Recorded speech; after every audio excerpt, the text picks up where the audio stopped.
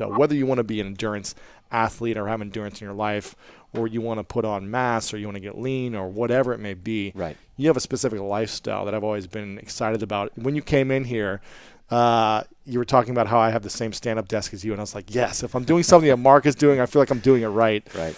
So I just want to dive into what this philosophy is and how you actually live. Right. So my main goal is to live awesome. That's the tagline. That's the motto of our company. Primal Blueprint, live awesome.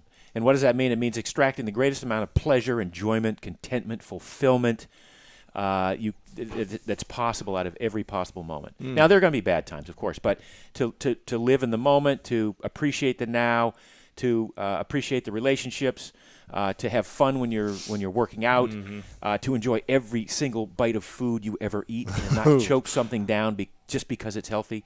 So it really revolves around orchestrating a life way of pleasure, of hedonistic experiences in the context of this modern world that we have here, understanding that we sit here with hunter-gatherer genes that have certain sort of proclivities and expectations of us that we can meet either through natural means or through artificial means. And sometimes there's not a right answer, but it's about choices. So how do I make choices that serve me in the short term, that give me pleasure, that don't harm me in the long term? So it's sort of an overview of what we're up against here. But as you drill down, as you boil it down and distill it down to what does it look like? It looks like, what are the types of foods that we choose to eat that turn on genes, that build muscle or burn fat? What are the types of, how much sun exposure do we get that allows us to make vitamin D and get tan, but not too much so we get burned? How much sleep do we get that? And by the way, sleep is a very pleasurable thing if you are willing to acknowledge that. Yes. How much sleep do we get in a way that reinvigorates us and allows us to be creative on a daily basis and not brag about how well we do on so little sleep? So all these, how do we use our brain on a regular basis beyond just the rote stuff of checking the PDAs? But how do we do puzzles? Do we play games? Do we are we creative? Do we play musical instruments? Do we learn a language? How do we use our brain?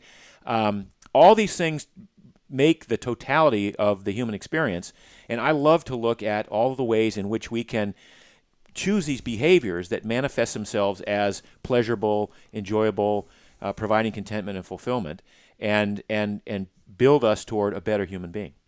When did you start to, take this on? Because you were was a triathlete? Yeah, well, I was a marathoner in the 70s. Wow. And actually the late 60s and early 70s. Wow. And from there went to triathlon. I was always trying to, improve myself. Optimize performance. Yes. Using the tools of the day, which are pretty rudimentary. It's like, all right, run a lot of miles and eat lots of carbohydrates and you'll be where you need to be. Well, that's what we knew. That's all we knew, and it wasn't exactly appropriate. So over the years, I got injured. I got sick from the overtraining, from the diet, which was very highly inflammatory and caused sorts pastas and breads or what? All that stuff that they said you had to eat. I had so many pasta meals and pizza meals and lasagna meals the night before every game. And I remember just being so exhausted in every game. Yeah. High school, college, pro, it's just like exhaustion. Right. Yawning. I would yawn so much. That's a classic symptom. Why am I yawning? Right. I'm supposed to be excited about the game and pumped up. I wanted to take a nap. I want to take a nap. Yeah, exactly. So we have these sort of old conventional wisdom technologies that we were using to improve performance, theoretically. Yes. And they weren't. So I basically ended my career prematurely. I was too injured to continue running. My health had suffered. I had arthritis and tendonitis and irritable bowel syndrome, and I got sick a lot, and I had heartburn and hemorrhoids, and I was like a real wreck. I mean, here's theoretically the picture of health because of the training I was doing, but I was falling apart on the inside. So I sort of rededicated my life to figuring out how I could be fit and strong and lean and happy and healthy at the same time without being overly, without too much struggle and sacrifice and suffering. Is there an easier way to be all those things I wanted to be that allowed me to have more pleasure in the moment and didn't sacrifice my long-term health?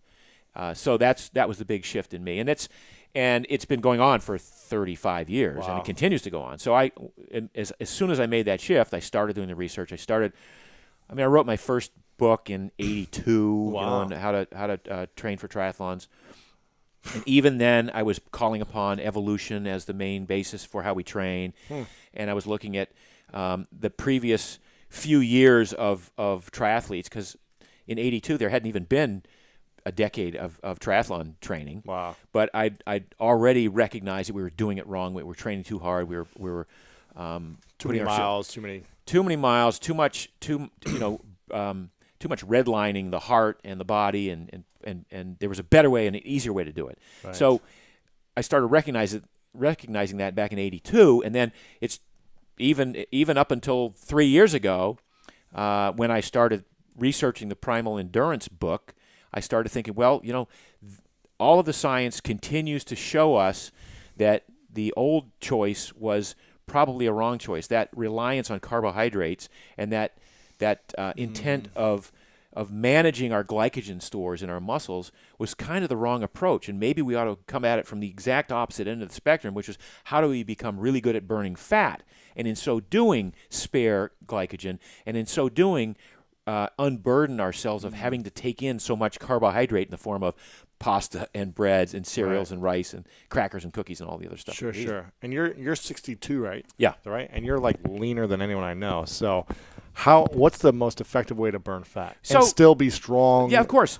As we said initially in the Primal Blueprint, and I've said it decades before I wrote the Primal Blueprint, 80% of your body composition is determined by how you eat.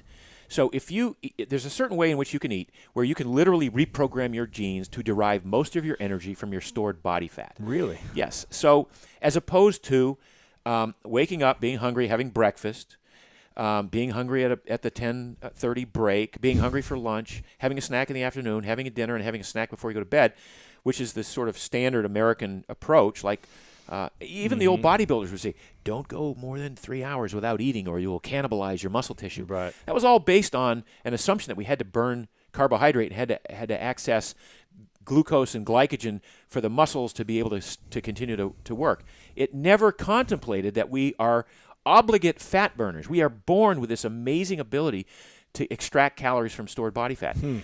And the reason that we don't as we go through life is we present you're 2 years old, you're eating cookies and crackers and mushed peas and all sorts of all that stuff. And so your body learns to depend on glucose, on carbohydrates as a source of energy, and never really gets to the point where you force it to burn fat. Wow. So what we do is we shift the diet around.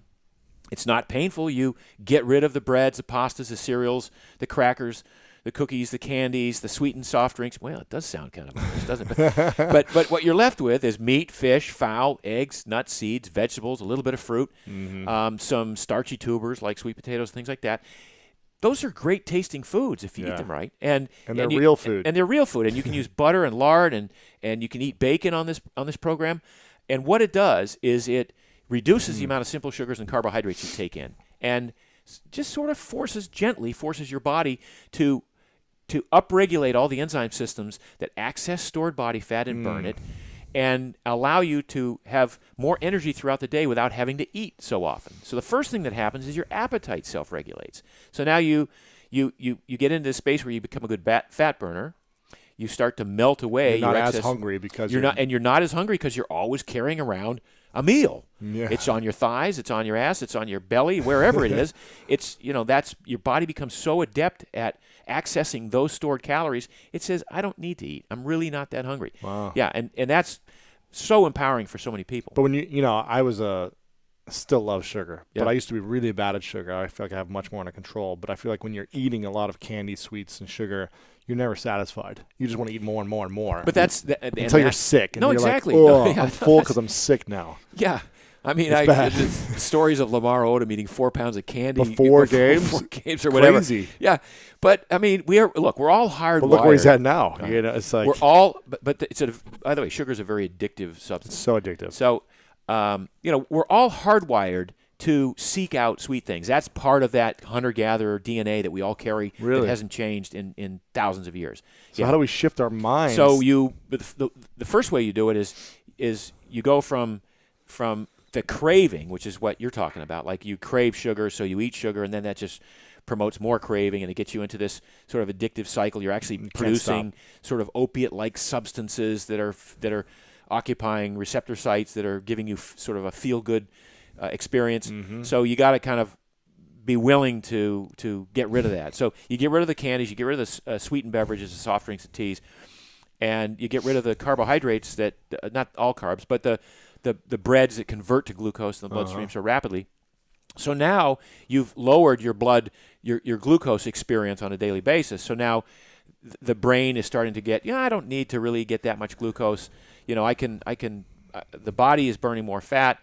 As a result of you being able to burn fat, you create these byproducts called ketones, which the brain loves to burn ketones and burns them preferentially. So you need less and less sugar to maintain clarity throughout the day.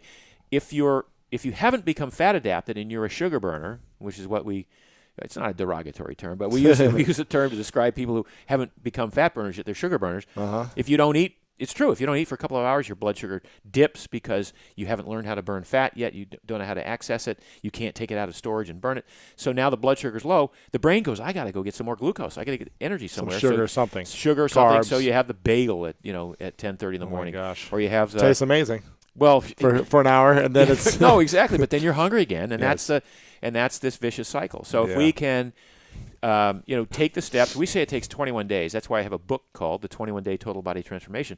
21 days of this cutting these sugars and starchy, not starchy, but simple carbohydrates out of your diet, and just focusing on healthy fats and lean proteins and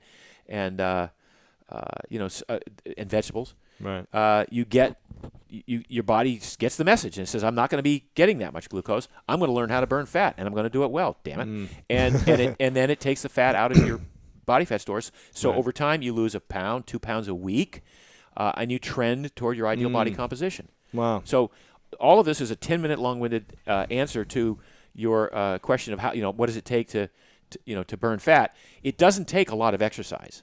It mostly takes the dietary shift. Right. You got to do some exercise. You don't have to do anything, but you can choose to do some exercise. It'll help accelerate and it'll it, help accelerate it a little bit, but most of it happens as a result of the shifts you make in your diet. Absolutely. It's all in the kitchen. Yep. So you can get abs in the kitchen and not do anything different working Absolutely. out. Wow. Yeah. Okay, so what's the difference between, because it sounds like a little paleo-ish, what's the difference between primal, paleo, and like a bulletproof, which has kind of been picking up as well? They're all sort of versions of a similar theme, which is to cut the sugars way down, cut the processed carbohydrates way down, get rid of the industrial seed oil, so that would be the soybean oil, the corn oil, the canola, which are causing inflammatory responses in a lot of people, and just kind of go to real food. Yeah. With the Primal Blueprint, we said at some point, dairy, if you like it, why not include it in your diet if you don't have an issue with it, right? I love it. So, but all these foods exist on a spectrum. So dairy, there's raw milk, which is good for you. There's A2 protein, which is a form of casein. We could have a whole discussion about the different types of cows and the different types of protein that they make. But on the far end of the spectrum, the good end, there's butter, there's cream, there's all these things. At the other end, at the bad end, there's 2% skim, homogenized, pasteurized, non-fat, whatever. Stay away from that stuff. Yeah. So all these foods sort of exist on a spectrum. So cheeses, for instance, part of the dairy family. I love cheese. I love cheese. So, we include it in our eating strategy because we say there's no real reason not to. If it's the right cheese. Paleo, yeah, exactly. Artisanal cheeses, and there's good and bad cheeses as well. But on the paleo program, or the paleo strategy, is pretty strict for a lot of people. So they would say no dairy at all of any kind. So no milk, no butter, no cream, no cheese. So that's there are little variations in this here, but mostly whole foods. Mostly whole foods is what we're all looking at. I mean, even if you look at a vegan experience these days or a vegetarian experience, it's really these dietary programs work largely as a result of what you eliminate, not what you're eating. Right. So if you eliminate the crap and you're left, even if you're only eating vegetables, as long as you're getting enough protein, you should be fine. And if you want to learn about the key foods you need to eat to master your health, make sure to watch this video right here. Whole, unprocessed, unrefined foods. Yes. We should get rid of food additives, Foods hormones. From the ground, everything. No antibiotics, no hormones, no pesticides, no GMO,